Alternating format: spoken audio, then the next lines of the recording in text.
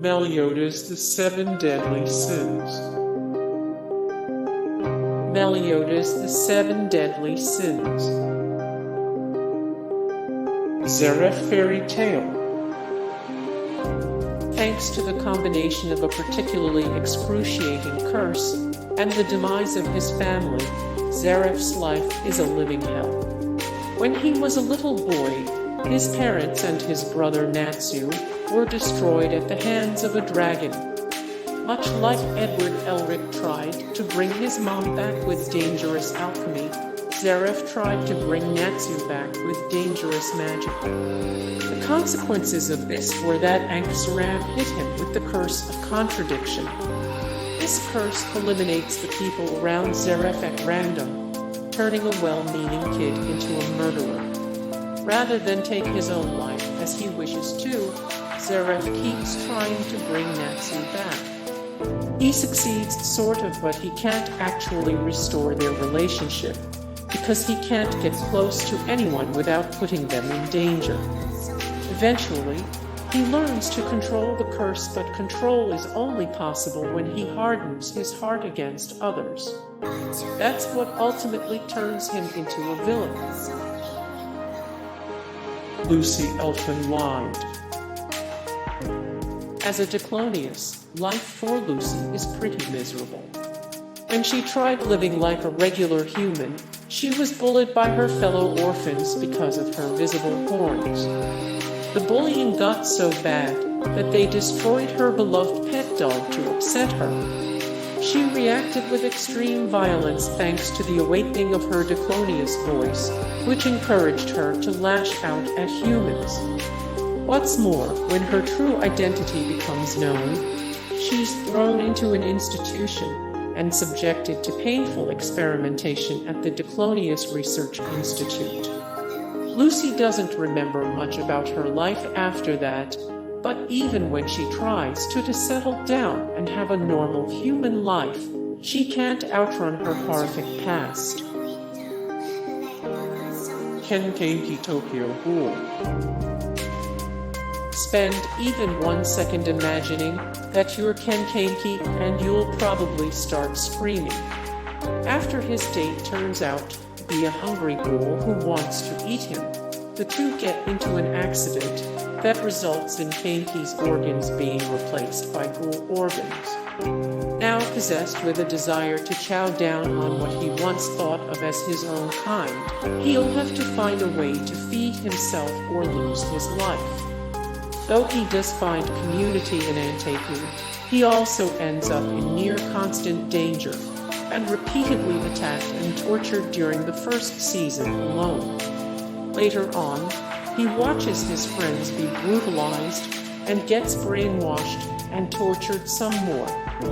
Oh, and to top it all off, the happy home life that he thought he had, that keeps him buoyed throughout all this pain, that was fake. His home life was actually abusive and awful before any of this cool stuff happened. Levi Ackerman attack on Titan. Born in the underground to an impoverished sex worker, Levi's life was bad from the jump. After his mother passed away when he was still a little boy, he was found starving and weak by his uncle Kenny. Kenny kept him alive and taught him to fight, but didn't provide anything resembling familial warmth. Eventually, Levi fights his way into a position of power, but only after a series of extremely traumatic events involving the loss of his friends. Once he gets there, life is still pretty terrible. Sure, he has a decent paycheck and a clean place to live, but he has to spend every waking moment risking his life fighting giant monsters and watching his comrades get eaten. And then, after all that, he gets attacked by the conspiratorial government. No wonder he's always in such a bad mood. That's Berserk. You know that classic song by the Police, King of Pain? Sting was totally writing about guts. Well, he probably wasn't what the moniker fits. From the moment he was born from a hanged woman, his life has been an absolute disaster. His adoptive father Gambino was astonishingly abusive, doing everything from physically assaulting him to selling his body. Later, Guts joined the band of the Hawk and met someone who he thought was his good friend, Griffith, but then Griffith slays the whole group in a bid for power, leaving Guts and Casca as the only survivors. Through it all, he has to constantly fight off demonic beings who are attracted to the mark on his body. This isn't even half of all the miserable things that make up Guts' existence. The suffering truly never ends for him.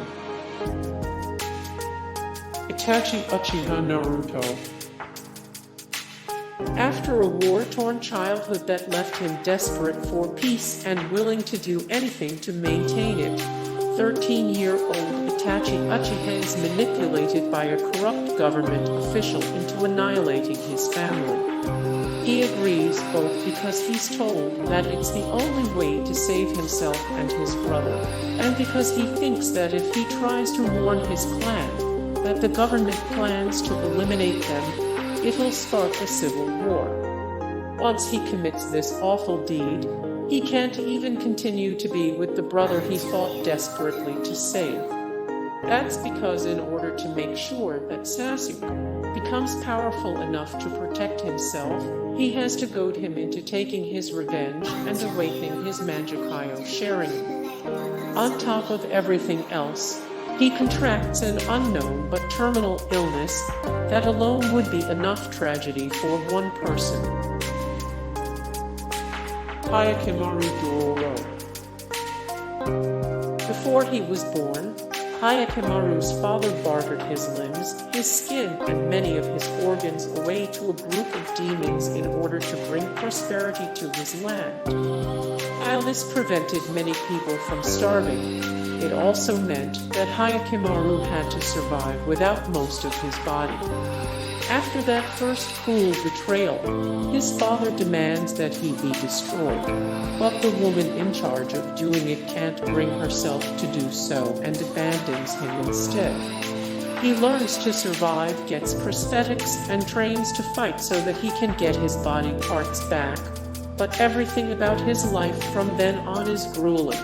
Hey guys, thank you so much for the support and likes and comments down below, and also thank you so much for watching, and I look forward to see you in the next video. Then take care, bye.